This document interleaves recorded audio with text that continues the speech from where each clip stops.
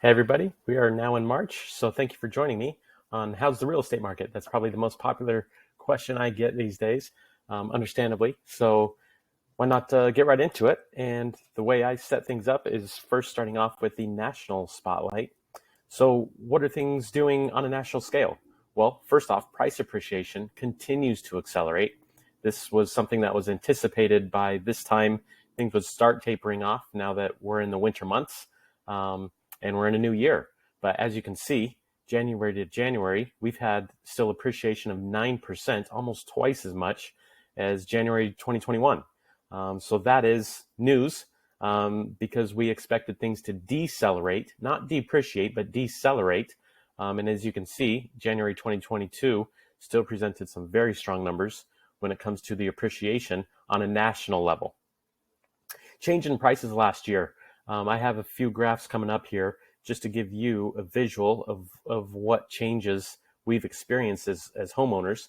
So in the past year, that gives you a little breakdown state by state. California's there and at 19.6%. You can see the mountain region led the country when it comes to the region of the country that had the most appreciation. When I say the mountain area, you're talking about Idaho, Montana, Wyoming, Utah, Colorado, New Mexico, Arizona, and even Nevada is in that bunch. You see that part of the country saw the most appreciation year to year. Change in prices over the last 5 years.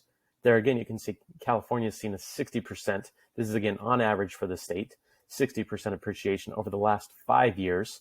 And going across the country, real estate has been in a very healthy, growing space for the last 5 years.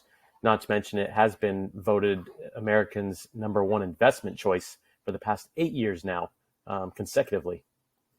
Changes in prices since 1991. If you or someone you know has owned their home since 1991, that gives you a snapshot of how much appreciation values have gone up. There again, you cannot have one state be a bad example, starting all the way as north as Alaska and going as south as Texas and Florida. Not one state has seen a bad depreciation in home values in that time frame. Home price forecast. So we just looked at where we were. Let's take a look at where we anticipate going. So home price forecast for 2022, on average, this is looking at the average of all 7 forecasts by the professionals in the industry. You're averaging at about 6%. Again, this is a national number, not a state number or local number, but it gives you an idea of the direction we're going for this upcoming year. Whether you're a prospective home buyer or a current home owner, this at least gives you an idea as to what's projected for this year. Impact of inventory on home prices. So many people talk about these sellers markets versus buyers market. I just wanted to share a visual with you. What is a seller's market? A seller's market is when you have approximately less than 6 months worth of inventory. Well, what does that mean? That means it would take about 6 months, or if you only have 4 months worth of supply, if things stopped, it would take 4 months to get rid of all homes that are currently on the market. And we'll get into what the California inventory is here a little bit later. But again, buyer's market, that means there's an overproduction in the building of homes. That's where we were back in 06, 07, 08. That was a very different situation than what we see today. And again, I'm getting ahead of myself because we'll get there. New listings falling dramatically, which isn't really that uncommon. As you'll see on the next graph, things are cyclical, right? And you'll see, look at January last year, we are lower than where we were last year, and that's new listings, right? That's new listings coming to market. So something to be aware of. It's not something to worry about. It's just people are choosing to stay in their homes when you compare last year to this year based on where we're at. But you see the spike there in April, May, June, July. Why? That's the time people move. So the school's out. It's usually a pretty natural time frame for people to change jobs if they're going to change. So it's a natural influx within the real estate space. New monthly listing counts. So I just said we're lower for new listings. With that being said, we are in a better place in comparison to 2021. So I just circled that because that's early on in 2022. And you can see this weird dip here with the orange. Well, the orange is 2020. That was COVID, right? So we sunk pretty dramatically there in March and April in 2020. But nonetheless, this is where we're at currently, and we are in a better spot when you compare year to year for new monthly listing counts. Changing composition of active listings. Follow me here. The green, that's carryover from the previous month. That means that's inventory that wasn't sold. You can see that number month to month gets smaller and smaller. What does that mean? It means things are moving. Things are not getting carried over month to month as much as maybe we thought it would. So for example, even in these winter months, that means the carryover from the prior month is getting smaller. And again, it means there's buyers that are saying, I want that. The demand is high. And usually demand tapers off during winter months. It hasn't tapered off. And as you can see, that's reflective on the carryover from the previous month. There's not as much carryover, which is a little bit of a surprise. But again, it's not a bad thing. It just means buyers are out there. Buyers are looking to get into homes, and they are continuing to sustain these high levels of multiple offers within our current markets. Existing home sales hit a 15-year record. So again, you might be hearing, well, there's no inventory. Well, how do you set new home sales records with no inventory, right? It's the speed at which that inventory is happening, right? It's the speed at which that's turning over. So it's not that there's no inventory. It's that there's not a lot of standing inventory. There's not a lot of inventory getting carried over from last month into this month. It's getting on the market. If it's priced right, if it's in a good location. Sometimes location isn't even an end all be all. That meets enough of my boxes. It's on and it's off, right? And that's what a lot of the U.S. as a whole is continuing to experience here in early 2022. With all that being said, here gives you a little stat. Worries of a housing bubble still persist.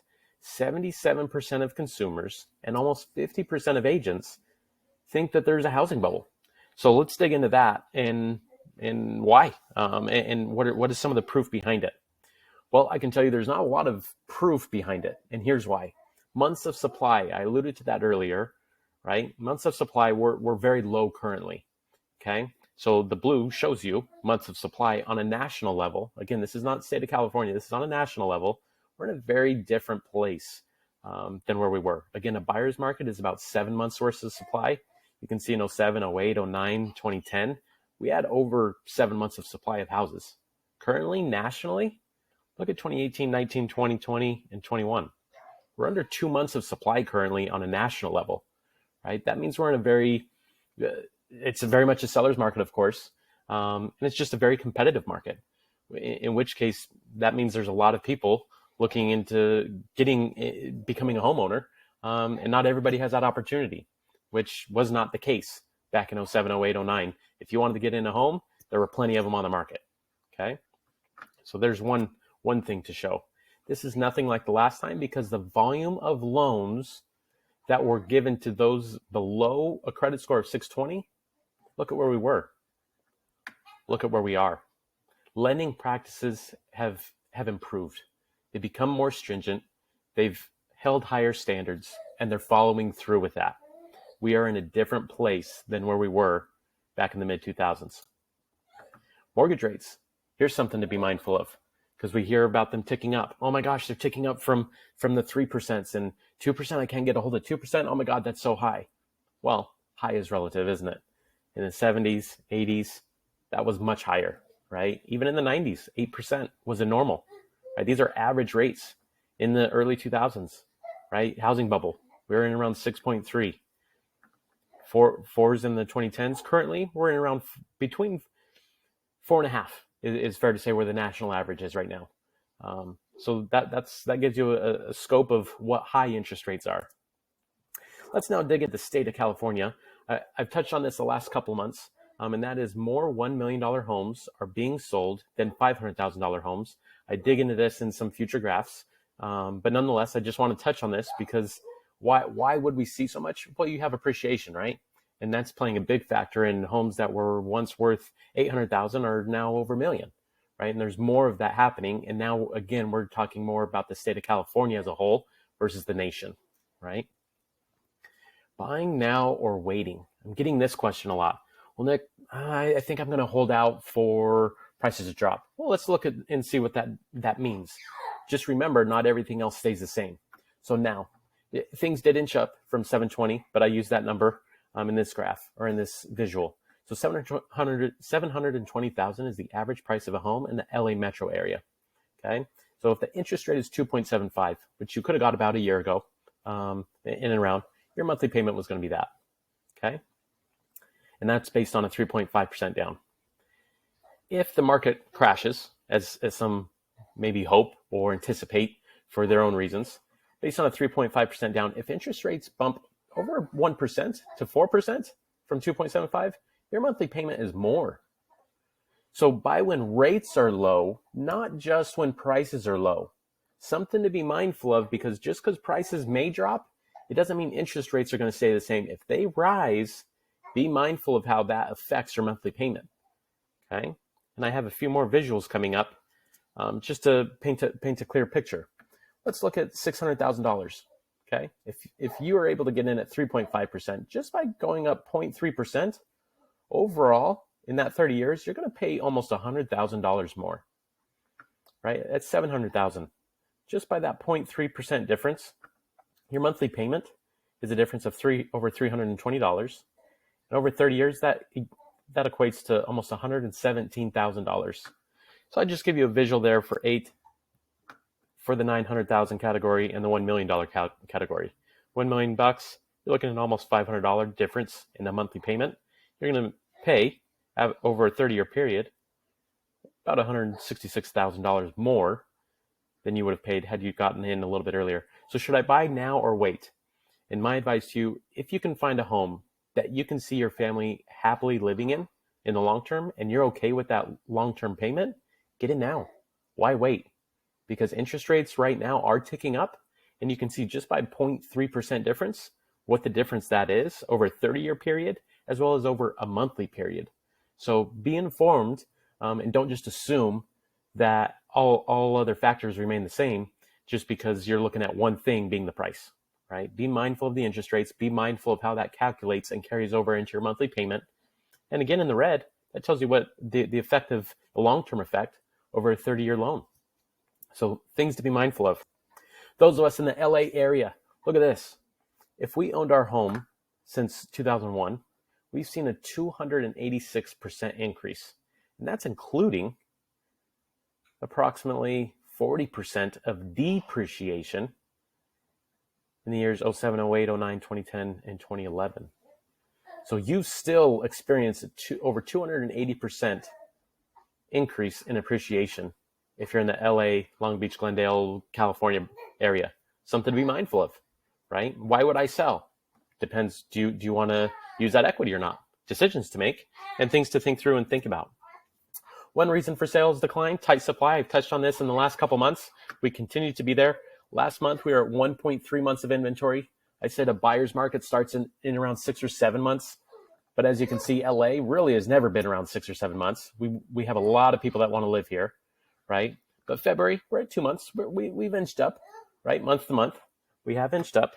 So that gives you a black and white of where we are. Prospective buyers. So what do you need to know? Get pre-approved. If you want to get into a home, you cannot look in this market right now. It's too hot, moving too quick to think that you're going to get in someplace that you say, oh, I like this week, and it's going to be there 4 weeks from now.